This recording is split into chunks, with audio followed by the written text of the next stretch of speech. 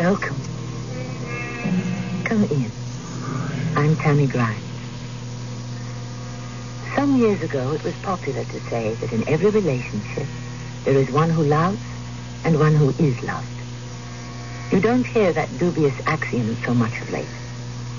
Instead, you hear the equally uncertain postulate that the earth is divided into the givers and the takers, which, in the hidden channels of our feelings, contains the same sediment of truth. Given two people, there will always be one who offers love and one who accepts it. I don't know what they're talking about. Darling, relax. Just take it easy. Stanley, I wouldn't do such a thing. I know. I'm not a thief. Of course you're not. But somebody saw me do it. Well, whoever somebody is wrong. You believe me, don't you? I swear. Honey, you don't have to swear anything. I believe you, and I love you, and because I love you, I believe you.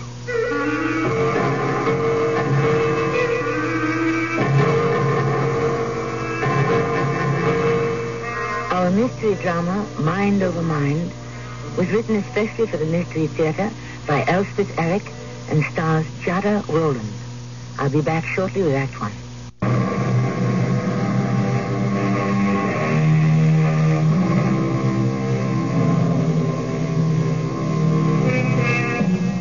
Yes, this is a love story. Rather a strange, a bizarre love story, you may conclude before we are through. But a love story nevertheless. Probably there never was a love story that did not contain elements of the strange, the bizarre, for love itself is strange and contains elements of the bizarre, the incredible, as everyone who has ever loved or been loved very well knows. Our story's title is Mind Over Mind. Itself an odd name for a story. What is she like? I don't know her all that well. Do you know her? Oh, kind of. What does that mean? Well, I never dated her or anything like that. Mm-hmm. Did you date her? Me? Certainly not. I just asked. If you didn't date her or anything like that, what did you do? I walked her home once or twice. Which? What? Was it once or twice you walked her home? Oh, I think it was twice I walked her home.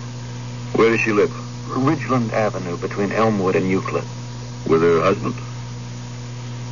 Well, does anybody know? Well, I don't know. You? There was a man sitting on the porch the times I walked her home. He got up and kissed her. Now, I don't know if he was her husband or not her husband. You didn't think to ask? Well, how could I ask her? I mean, when you saw her again. Well, it wasn't any of my business. How could I ask her? I told you I didn't know her that well. Gee whiz. Okay. All right, now. Now, I don't suppose you know if she's married. Well, I told you I don't. I don't go around prying into people's private lives. It's none of my business what they do away from here. So far, we've come up with zilch. Nobody knows anything about, what's her name? Dorothy. Dorothy Brent. Nobody knows anything about Dorothy Brent, except she lives on Ridgeland Avenue between Elmwood and Euclid with a man who may or may not be her husband. Anybody want to add anything to that? I don't. And I can't. I would if I could, but I can't. Yeah, all right. So, let's get her in here. Oh, go easy on her, will you? She's a very nice girl. That remains to be seen, doesn't it? No, she really is. When you meet her, you'll see what we mean. All right. So get her in here. Jerry, will you? You know her better than I do. But when she finds out, she'll hate me. Dorothy? Dorothy? Oh, hi, Jerry. Getting ready to go home? Yeah. Have to put a roast in the oven. Ooh, a roast, huh? Living high these days. Oh, I wouldn't say that exactly. Gosh, my wife hasn't bought a roast since, I can't remember when. I don't do it too often. Like once a year. See you tomorrow, Jerry. Dorothy, wait a minute, will you? I really ought to get going. I was supposed to tell you something. Oh, what? Mr. Treadway wants to see you in his office. See me? What about? Search me? I mean, he'll tell you. He didn't tell you? He didn't have to. You mean you know? In a way. Well, what is it? I'd rather Mr. Treadway would tell you. I haven't been in Mr. Treadway's office since the day he hired me. Yeah. Let's go, shall we? That was a year ago. Yeah. Come on, okay? He's waiting for you. He asked me to come out and get you. Okay. Dorothy, I think you should know. I think I should tell you. Know what? Tell me what? Mr. Treadway isn't alone. There's somebody with him. Who? Just somebody who wants to talk to you. What about? Listen, I didn't want to tell them, I swear, but when they asked me, I had to. See? Had to what? Tell them what? Oh, what I saw. I had to tell them what I saw. I had to. Jerry, what's wrong with you? I didn't want to. Yeah, here we are. Now, remember, Dorothy, they asked me, and I had to tell them. And try not to hate me, okay? Who is that guy, that Jerry character? Hey, Jerry Bissinger, his name is. He's one of the tellers. Yeah.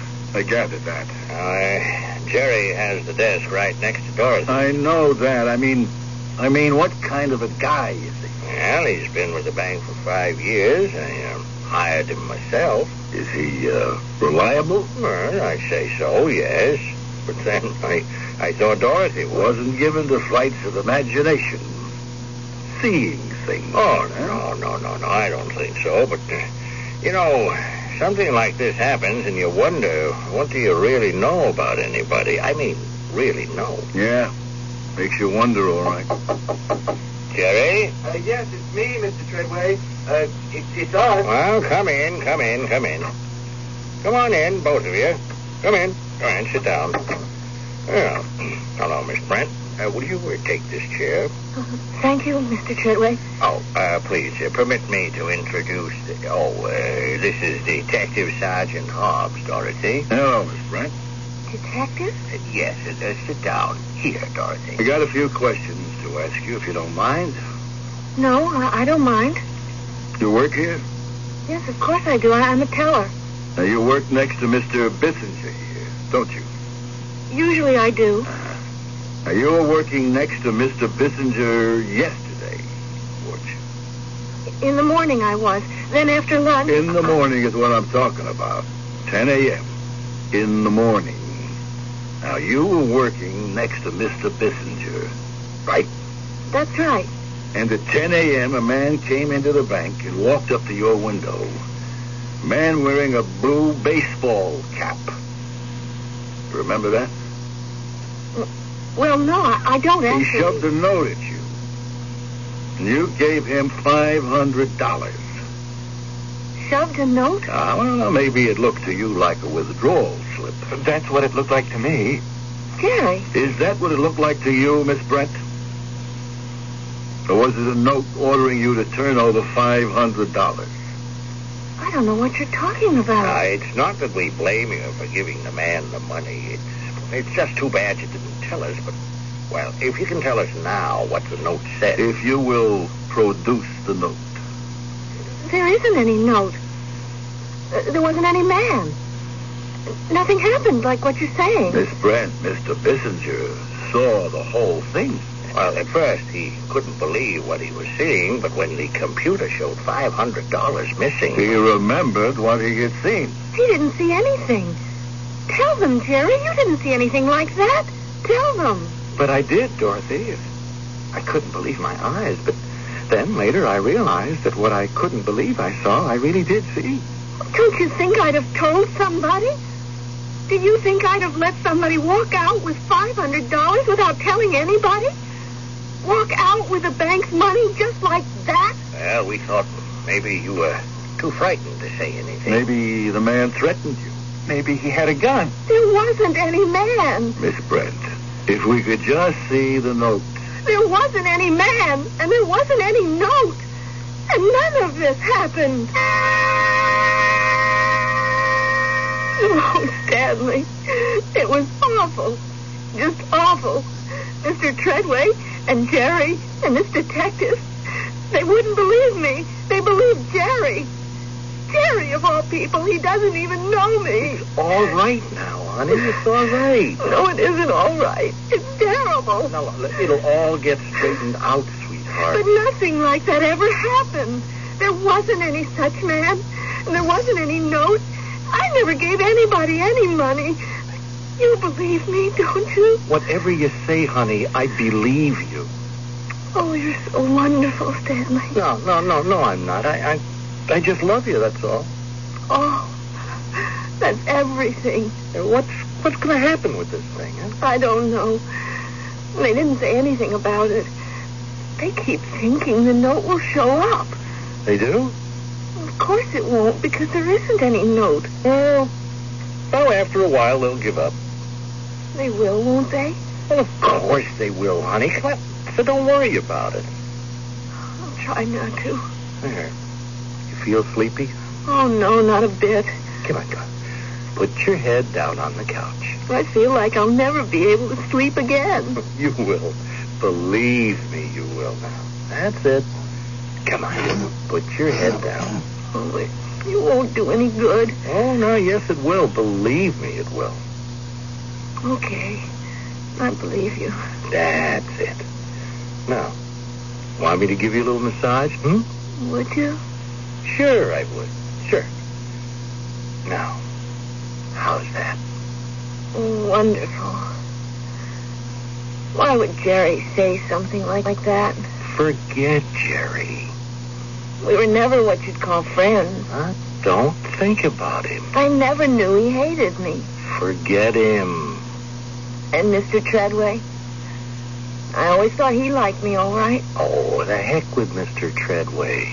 He gave me my job. Forget him. Okay, I will. Just think about me and go to sleep.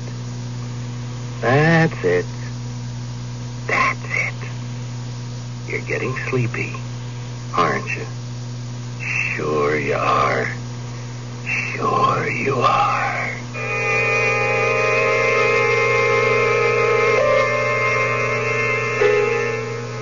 A loving couple, wouldn't you say?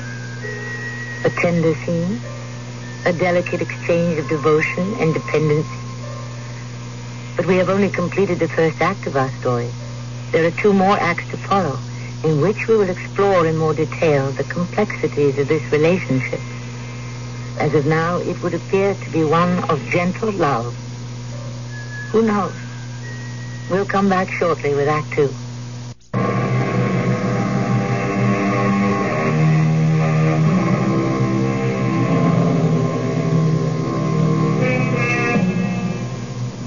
Is our Dorothy an innocent, naive child?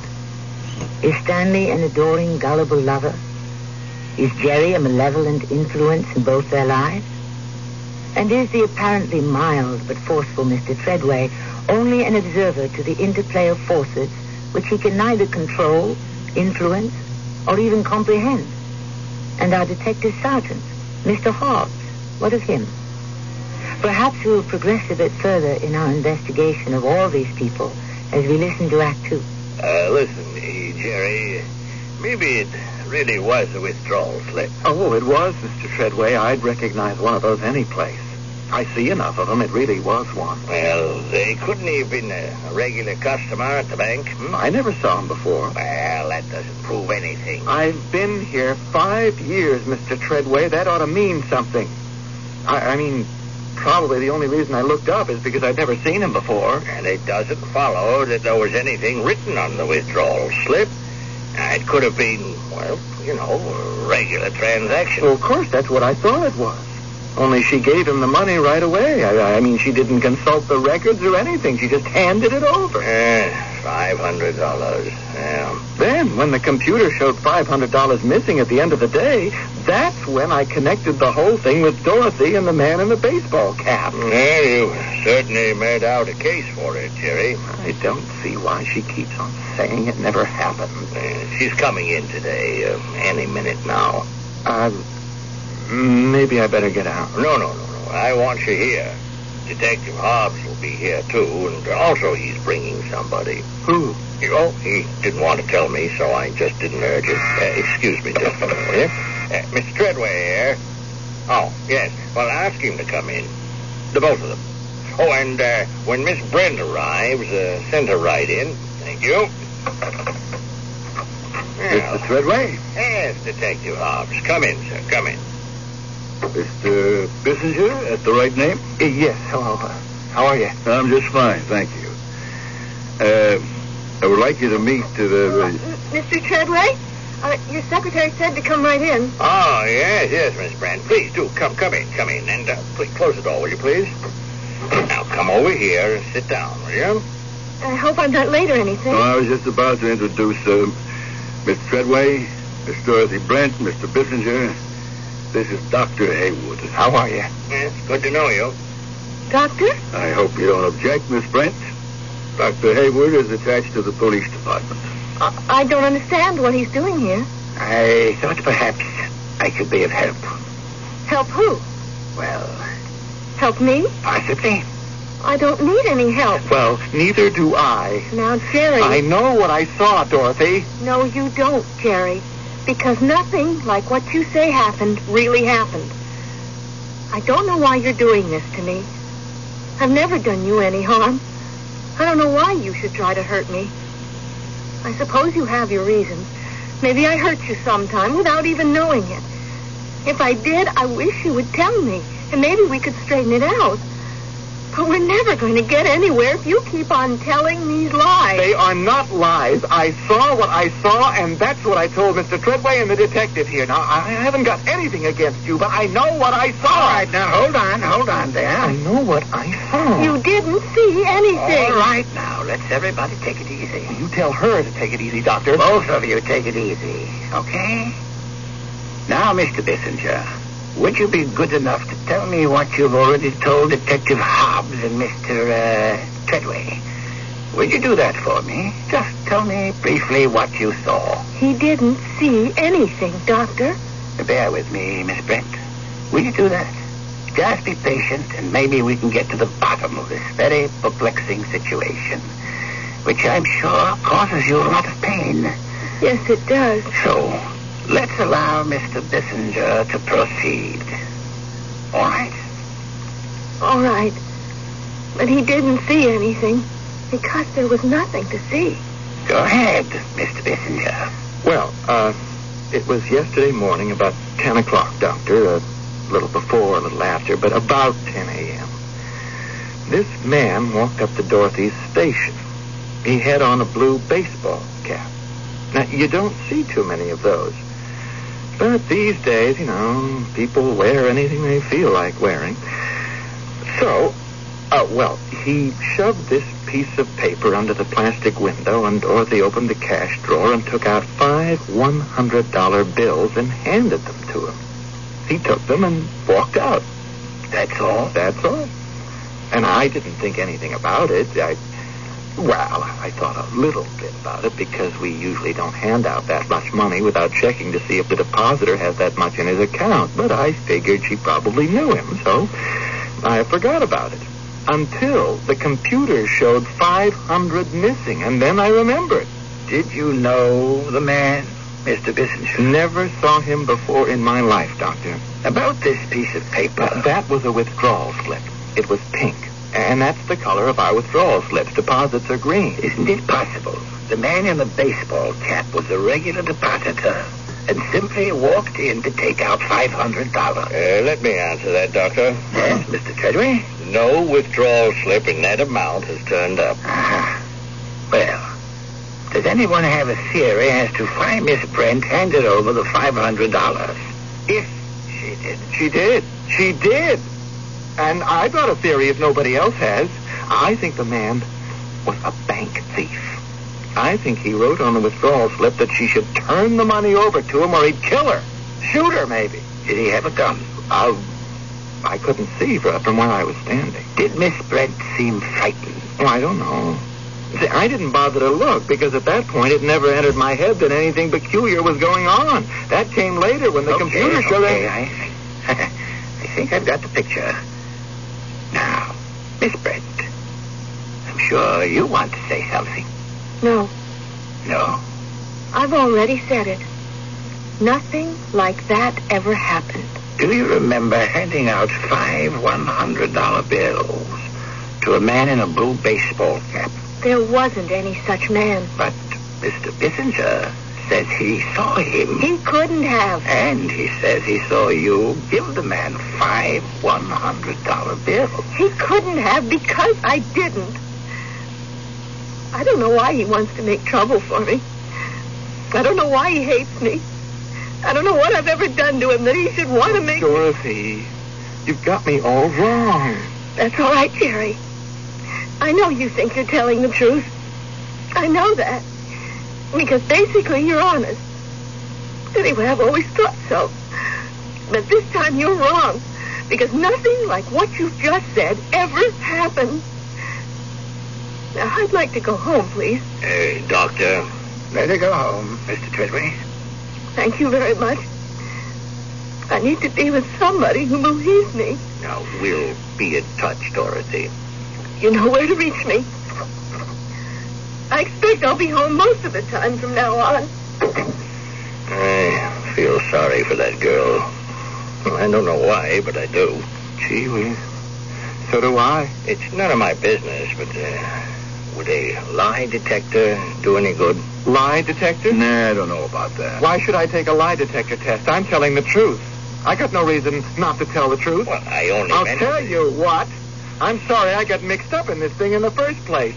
I should have known better. You try to do the right thing, and what do you get? An invitation to take a lie detector test. Let a machine decide if you're telling the truth. Well, no thanks. Not for me. No. There seems to be a contradiction between what you say and what she says. So let her take a lie detector test. I'm telling the truth. But she says she is. So let her prove it. Dr. Hayward. What? What do you think? Yes. I feel sorry for her, too. No. I mean, what do you think about a lie detector test? Well, not for me. I won't take one. There is no reason why I should. Doctor, what about a lie detector test for Miss Brent? Lie detector test? Oh, no, I don't think so. Not too reliable, those tests. No. It's obvious. The poor girl is in a trance. A trance? A trance-like state would be more accurate. It's a little like somnambulism, sleepwalking. Not precisely like, because the subject isn't asleep. No. She is in a trance state. Probably she was yesterday, too.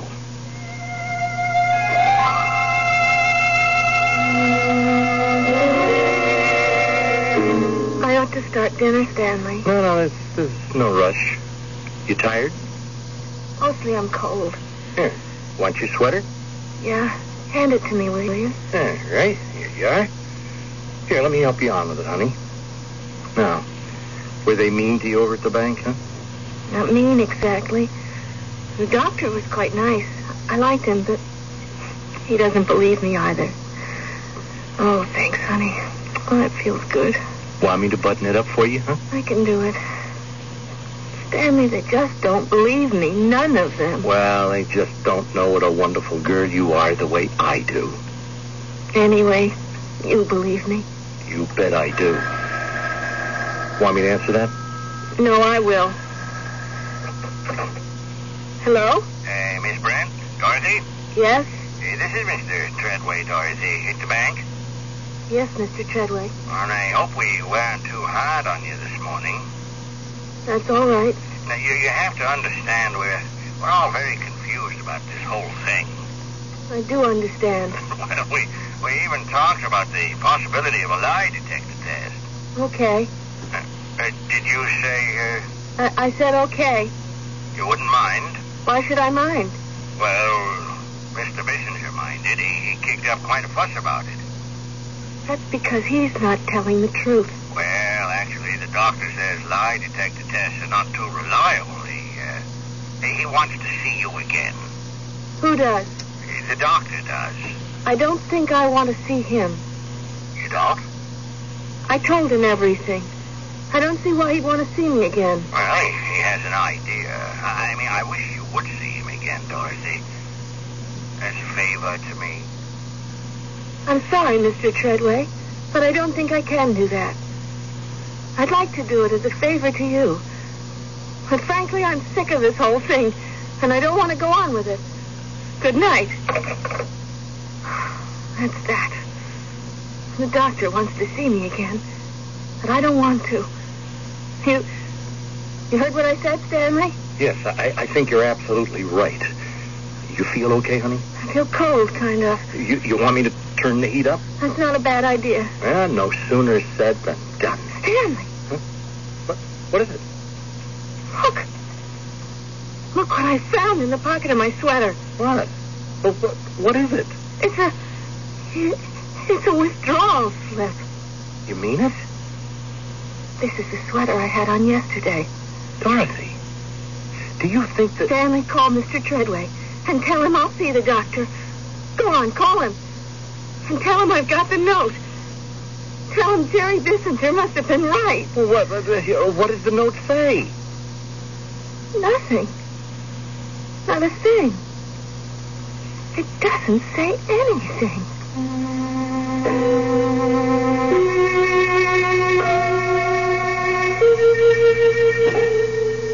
Now what do you think of our cast of characters, to which another has been added in the person of Dr. Hayward? Is he the deus ex machina who will solve the mystery of conflicting testimonies? Or will he muddy the waters even further? We'll be back shortly with the concluding act of Mind Over Mind.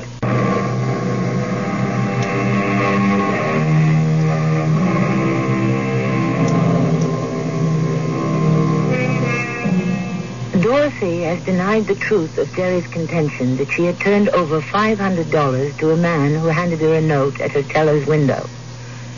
And then she discovers evidence that Jerry could have been right. In the pocket of her sweater, she finds a withdrawal slip, the very sort of paper Jerry claimed the note to have been written on. But complications have developed. The small slip of paper holds no message whatsoever, no writing of any kind. I feel bad about this, Doctor. Trust me, Mr. Treadway. Yeah, she was so positive and so calm about it, so serene. I have to tell you, I believe the girl. So do I. You do? You mean you don't believe Jerry Bissinger? No, that's not what I mean. Oh, well, then you don't believe the both of them. Yes, I can. And yes, I do. Sounds like you got something up your sleeve, Dr. Hayward. Well, you could say that. Doctor? Oh, excuse me. Yes? Oh, yeah, ask her to come in, please. She's here. Good. Mr. Treadway, I'd like to be alone with her. Now, after the preliminaries, could you make up some excuse to leave? Oh, yes, I suppose I could. Dorothy, hello. Hello, Mr. Treadway. You know Dr. Hayward, of course. Hello, Dr. Hayward. I am so glad you decided to come back, Dorothy. I had to. I found this in the pocket of my sweater. Oh? May I see it? It was the same sweater I was wearing yesterday. This is a withdrawal slip. I know. But it's blank. There's nothing written on it at all. I know. I have some things to attend to, so if you'll please excuse me. Yes, of course, we will excuse you. Couldn't you stay, Mr. Treadway? It's, better if he leaves us alone, Dorothy. But I... He'll come back, Dorothy. I'll wait outside, Dorothy. Now, if you need me, I'll be right there. Well, all right. Now, don't be frightened. I'll try. Close the door, will you? Well, Dorothy? What's going to happen? Nothing very alarming. Sit in this chair, will you? All right. Good. And I am going to pull up this chair facing you. Nothing very disturbing so far. No. Tell me something. Do you like me at all? I don't even know you. I know that. This is only the second time we've met. But don't you think that we all get a certain impression of people right away? And what was your impression of me yesterday? Nice. I thought you were nice. Just nice. That's all? Just nice? Strong. Strong but kind, too. Like a... Yes? Like a father. That's what I would like to be. Like a father. Good, strong, kind father. I like you, Dorothy. You do? Yes, I do. You're a very likable person. Now, don't be embarrassed that someone likes you. Are you embarrassed? Sort of. Look in my eyes, Dorothy. Look deep into my eyes. And you'll see that I am telling the truth. You're a little bit tense, aren't you? I guess I am. Well, you just try to relax. Just let yourself go limp. Close your eyes. Now, let go of the tension. All of it. Let go. That's it. You feel it leaving you? I think so. So do I. Now, let your head fall back against the chair. That's it. Back and back. All of you is beginning to relax, isn't it? Yes. Limp and relaxed. No tension anywhere. Right? Right. Now, Dorothy, breathe slowly, deeply, slowly and deeply, and relax. Just relax. Oh, that's good, Dorothy. That's very good. Now, I want you to think back to yesterday. Here in the bank. It's about 10 o'clock in the morning. The man is coming into the bank. He's coming up to your window. He's wearing a blue baseball cap. Remember? Do you remember? He is standing in front of your window. Remember that? Yes. Now, what does that man do, Dorothy? He's standing there. Yes. Then what does he do? He gives me something. He slides it under the window. What is it? It looks like a withdrawal slip. Is it? Is that what it is? Yes. That's what it is. Only what? Is there something wrong with it? Yes. What's wrong with it? There's something written on it. On the back of it. What is written on it, Dorothy? It says, "Give me the money." So what do you do? Why, I give him the money. Why do you think you gave him that money? Because he asked for it. Good. Very good. Had you ever seen this man before? I don't think so, no. Look hard at him. Look at his face and tell me. Is he someone you know? Someone familiar? I can't tell. Why not? Try. Try and see it. Try and see his face. I can't. Why can't you? Because... Yes, because? Because he has no face. He has no face. He has no face at all. It's all right, it's all right. It's all right, Dorothy. I've got you. You won't fall. I won't let you fall. It's all right, Dorothy. It's all right. Wait a minute. You can't go in there. Get out of my way. Now, will you stay out of here? What do you think you're doing? Well, I couldn't stop him. I tried. What's going on? It's all right. She just fainted. She'll come round in a minute or two. What have you been doing to her? Who is this man? I'd never seen him before. He barged in here demanding to see Dorothy, and I couldn't stop him. What is your interest in Miss Brent? I happen to love her, and I don't want anything to happen to her. No, don't you be alarmed. Nothing has happened to her that hasn't happened before. Many times before. I should think. Such as what? A little hypnotic session. I managed to regress her to the events of yesterday when a man came into the bank. A man in a blue baseball cap. And she gave him $500 without question. Simply handed it over. We think he must have threatened to kill her. Under hypnosis, she said to Mimi. She said, the note, written on the back of a withdrawal slip, merely said, give me the money.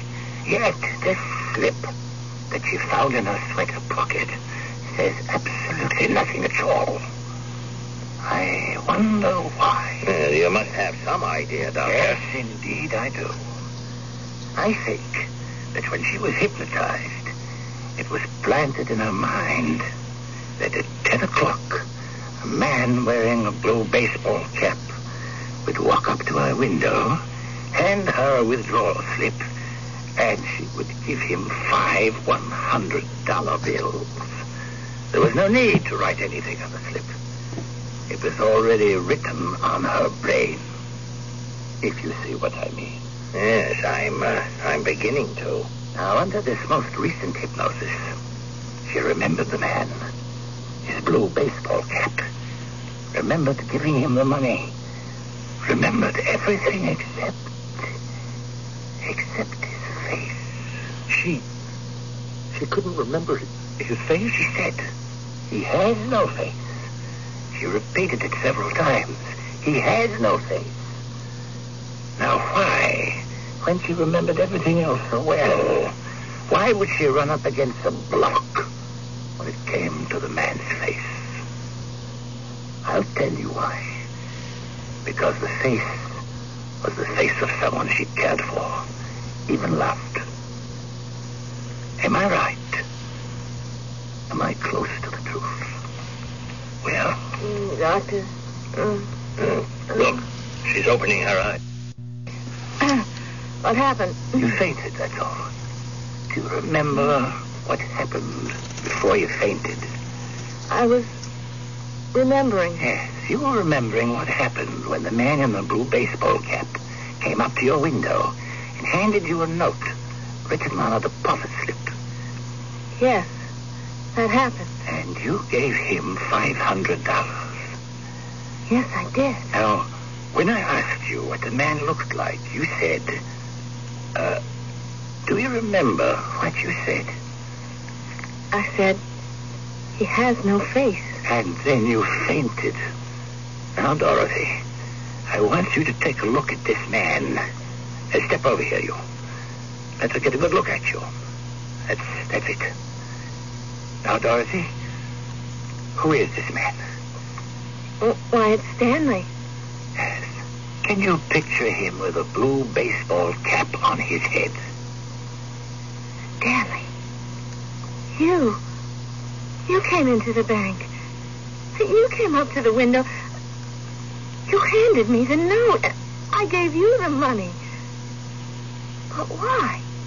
Why did I do that? Because I hypnotized you, sweetheart, while you were asleep the night before. Doctor, you know that natural sleep can be changed into hypnotic sleep. Yes, of course I know. Well, I've been doing this to Dorothy for a long time. Why would you want to do that? Well, I don't know. To be sure I wouldn't lose her, maybe. To see if I still had this magical power. See, I've had it, since I was a kid. But I just never used it before to get money. And now you have. No, not to keep. I never meant to keep it. Magical powers can't be used, for material gain. Oh, here's your $500. If I kept it, my powers of magic would just disappear. Yes, of course. Magic is always amazing, isn't it? Well, but I think I'll be going. I'll leave Dorothy with you. Yes, I think you'd better. All right. Oh, I'll be waiting at home for you, Dorothy. When you feel like it. If you feel like it. I never knew. I never thought. Why would Stanley want to do something like that to me? Well, he ought to be horsewhipped. I'd like to beat him up myself. Do you feel like going home to him, Dorothy? I don't know. How can I? If I might make a suggestion. Please do. Dorothy, would you care to come and stay with my mother? She'd be very happy if I took you home with me for a while. I mean, until all this wears off. She'd like you. She'd take good care of you. And so would I.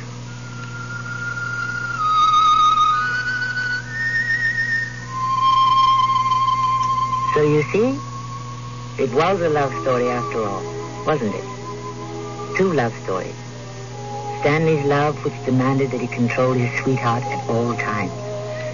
And the love of Mr. Treadway, who merely wanted to protect. Which of the two loves will Dorothy choose? Which would she? I'll be back shortly.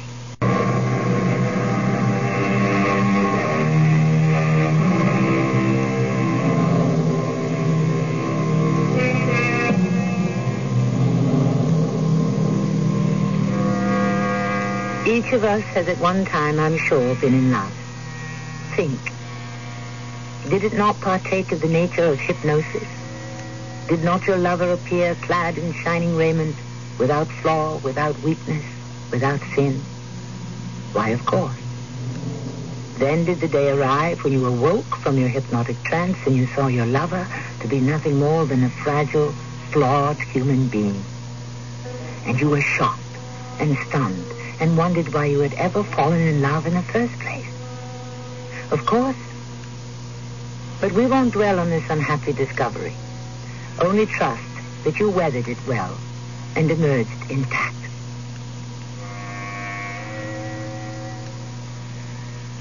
Our cast included Jada Rowland, Earl Hammond, Bernard Grant, and Russell Horton.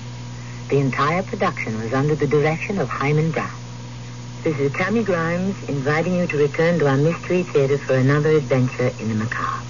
Until next time, pleasant dreams.